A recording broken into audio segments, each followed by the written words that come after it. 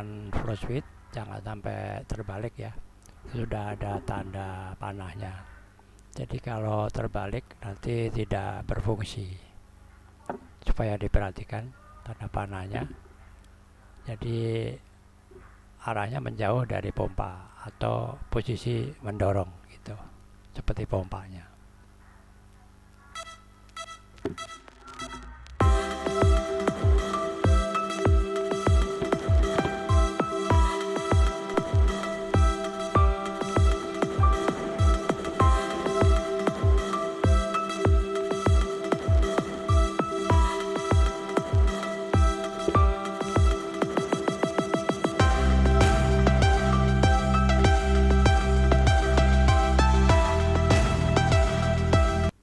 Untuk pemasangan kabelnya dari flow switch dipasang secara seri ya, jadi ke kabel yang menuju ke PLN. Jadi satu kabel dilepas, disambungkan ke situ, dan yang satu lagi sambungkan ke dinamo. Jadi sistemnya seri ya. Hati-hati kalau salah, konslet jadi rusak.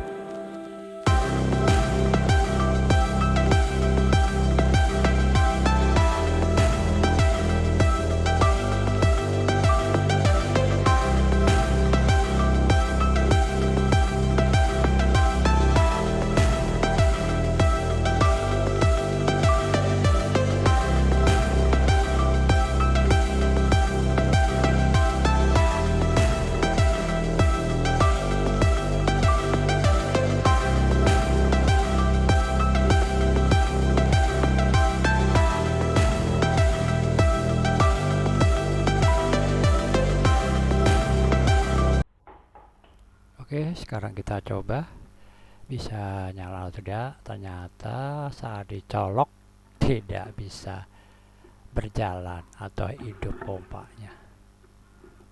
Ya sudah, berarti tidak mau, dia harus posisi levelnya di atas kran baru bisa hidup pompanya.